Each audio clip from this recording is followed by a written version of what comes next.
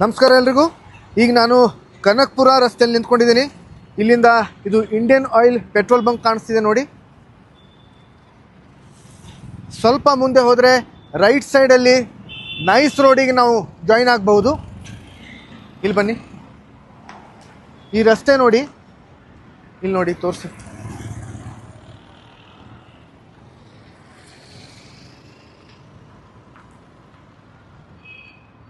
ಇಲ್ಲೆಲ್ಲ ತೋರಿಸಿ.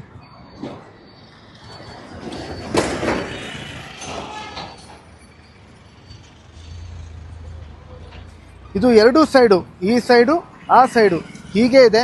ಸುಮಾರು ಒಂದು 2 ಕಿಲೋಮೀಟರ್ ಉದ್ದದವರೆಗೂ ಹೀಗೆ ಇದೆ.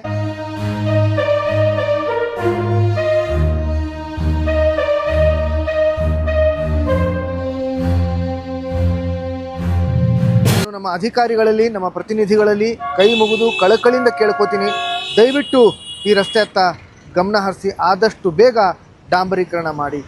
ಧನ್ಯವಾದಗಳು.